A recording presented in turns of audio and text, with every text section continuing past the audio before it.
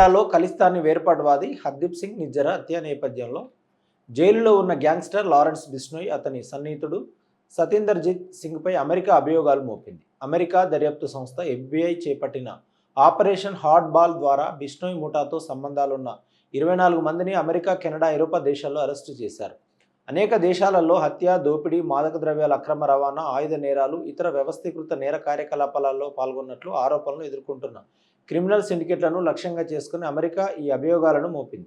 ఈ మేరకు అమెరికా న్యాయశాఖ ప్రకారం అధికారులు 50కి పైగా సెర్చ్ వారెంట్లను అమలు చేసి కాలిఫోర్నియా, ఇండియానా, జార్జియా, కెనడా, స్పెయిన్లలో అనుమానితులను అరెస్టు చేశారు. భారతదేశంతో సంబంధాలున్న 3 వ్యవస్థీకృత నేర సమూహాలకు సంబంధించి 3 వేర్వేరు ఫెడరల్ అభియోగ పత్రాల కింద 37 మంది నిందితులపై అభియోగాలు మోపినట్లు న్యాయశాఖ తెలిపింది. వీరిలో 24 మందిని అరెస్టు చేయగా 10 మంది పరారులో ఉన్నారు. కోర్టు పత్రాల ప్రకారం 2023 జూన్ 18న బ్రిటిష్ కొలంబియాలోని సర్రేలో ఒక సిక్కు దేవాలయం వెలుపల నిజ్జర్ను హత్య చేయమని బిష్నోయ్ బార్ ఆదేశించారు. కాగా ఈ హత్యకు భారత ప్రభుత్వ ఏజెంట్లకు సంబంధాలున్నాయని అప్పటి కెనడా ప్రధానమంత్రి జస్టిన్ ట్రూడో ఆరోపించడంతో ఇది ఒక పెద్ద దౌత్య వివాదానికి దారితీసింది. ఈ ఆరోపణను న్యూఢిల్లీ కొట్టివేసింది. అభియోగ పత్రం ప్రకారం బిష్నోయ్ అక్రమ మొబైల్ ఫోన్లు, ఇంటర్నెట్ ఆధారిత కమ్యూనికేషన్ పరికరాలను ఉపయోగించి పలు దేశాలలో రాజకీయ హత్యలు, దోపిడీలు, కిడ్నాప్లు, మాదక ద్రవ్యాల అక్రమ రవాణా, మానవ అక్రమ రవాణా వంటి నేర కార్యకలాపాలను పర్యవేక్షించారు. సిండికేట్ ఉత్తర అమెరికా నాయకుడిగా ఉన్న గోల్డీ బ్రార్ యూరప్లోని కార్యకలాపాలను పర్యవేక్షించడాన్ని ఆరోపణలు ఉన్న రోహిత్ను కూడా ప్రాసిక్యూటర్లు కీలక సహచరులుగా పేర్కొన్నారు.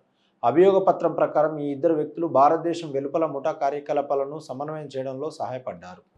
ప్రాసిక్యూటర్ల ప్రకారం జూన్ 23న దాఖలు చేసిన 8 అభియోగాల పత్రంలో దండాతో పాటు బ్రిటిష్ కొలంబియాలోని సర్రేకు చెందిన జుస్కార్గ్, బగ్రీ గుర్తేజ్ సింగ్ సహా మరో 8 మంది నిందితులపై అభియోగాలు మోపారు. గాలింపులో భాగంగా దర్యాప్తు అధికారులు షాక్రమెంట్ ప్రాంతంలో 23, లాస్ ఏంజల్స్లో 11 సహా డజన్ల కొద్ది సెర్చ్ వారెంట్లను కూడా అమలు చేశారు. అయోధ్యలోని రామమందిరంలో జరిగిన విరాళాల దొంగతనాన్ని బీజేపీ, RSS కప్పిపుచ్చడానికి ప్రయత్నిస్తున్నాయని కాంగ్రెస్ ఆరోపించింది. పారదర్శకత కోసం ఆలయానికి అందిన కానుకల వివరాలను బహిరంగపరచాలని డిమాండ్ చేసింది. ఈ మేరకు ఒక పత్రికా సమావేశంలో సీనియర్ కాంగ్రెస్ నాయకుడు, రాజస్థాన్ మాజీ ముఖ్యమంత్రి అశోక్ గెహ్లట్ మాట్లాడుతూ బీజేపీ, RSS అనధికారిక పద్ధతిలో శ్రీరామ్ జన్మభూమి తీర్థక్షేత్ర ట్రస్టు పరిపాలనను స్వాధీనం చేసుకున్నాయని ఆరోపించారు. ట్రస్టును రద్దు చేయాలని, భారత సుప్రీంకోర్టు సిట్టింగ్ జడ్జి పర్యవేక్షణలో విచారణ జరపాలని, ఆలయానికి అందిన అన్ని విరాళాల వివరాలను బహిర్గతం చేయాలని పార్టీ చేస్తున్న డిమాండ్ను గెహ్లట్ పునరుద్ఘాటించారు. ఈ విషయంపై ప్రధానమంత్రి నరేంద్ర మోడీ మాట్లాడాలని కూడా ఆయన అన్నారు. దశాబ్దాలుగా రామమందిర ఉద్యమానికి బీజేపీ, RSS నాయకత్వం వహించాయని పేర్కొంటూ ఇటీవలి పరిణామాలు ప్రజల్లో ద్రోహభావనను సృష్టించాయని గెహ్లట్ అన్నారు. మీకు డబుల్ ఇంజన్ ప్రభుత్వం ఉంది, ఆ తర్వాత ఇది కేవలం నిర్లక్ష్యం అని చెప్తారు. మొదట ఏమీ జరగలేదని అన్నారు. ఆ తర్వాత సీట్ ఏర్పాటు చేశారు, FIR నమోదు చేశారు, రాజీనామాలు వెల్లువెత్తాయి. ఈ మొత్తం విషయాన్ని కడిగి పారేయడానికి ప్రయత్నాలు జరుగుతున్నాయని ఆయన ఆరోపించారు. విరాళాల దొంగతనం వివాదం నేపథ్యంలో మాజీ ప్రధాన కార్యదర్శి చంపత్ రాయ్, ట్రస్టీ అనిల్ మిశ్రాల రాజీనామాలను ఆమోదించిన ఒక రోజు తర్వాత ఆయన ఈ వ్యాఖ్యలు చేశారు. ట్రస్ట్ తన విరాళాల నిర్వహణ వ్యవస్థను సమూలంగా మార్చే ప్రణాళికలను కూడా ప్రకటించింది. ముఖ్య కార్యనిర్వహణాధికారి నియమానికి 3 సభ్యుల అన్వేషణ కమిటీని ఏర్పాటు చేసింది. విరాళాల దొంగతనాన్ని ట్రస్ట్ కోశాధికారి గోవింద్ గిరి తీవ్రమైన అవమానం కలిగించే విషయంగా అభివర్ణించారు. ఈ వివాదం ఆలయంపై మచ్చపడేలా చేసిందని ఆయన అన్నారు.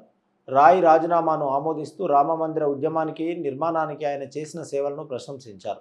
తప్పుడు వ్యక్తులను నమ్మడమే ఆయన చేసిన ఏకైక పొరపాటు అయి ఉండవచ్చునని అన్నారు. విరాళాల నిర్వహణ వ్యవస్థను సమూలంగా ప్రక్షాళన చేస్తామని గిరి అన్నారు. ఈ కేసులో స్టేట్ బ్యాంక్ ఆఫ్ ఇండియానే FIR నమోదు చేయాల్సిందని ఆయన ఆరోపించారు. రాయ్, మిశ్రాల రాజీనామాలను ఆమోదించడం అంటే విరాళాల దొంగతనం ఆరోపణలు నిజమైనవని అంగీకరించడమేనని కాంగ్రెస్ పేర్కొంది. సుప్రీంకోర్టు పర్యవేక్షణలో విచారణ జరపాలని పార్టీ నాయకుడు పవన్ ఖేరా డిమాండ్ చేశారు. మోదీ, ఉత్తరప్రదేశ్ ముఖ్యమంత్రి యోగి ఆదిత్యనాథ్ ఇద్దరికీ జవాబుదారీతనం ఉండాలని ఆయన అన్నారు. వాస్తవ వార్తలకు ప్రమాణం టీవీ వర్తమానం. ఈ వార్తలు ఇంతటితో సమాప్తం. మరిన్ని విశేషాలతో మళ్ళీ కలుద్దాం. నమస్కారం. సబ్స్క్రైబ్ చేయండి, షేర్ చేయండి, కామెంట్ చేయండి, లైక్ చేయండి. వర్తమానాన్ని ప్రజలకు తీసుకెళ్ళండి. ధన్యవాదాలు. Thank you.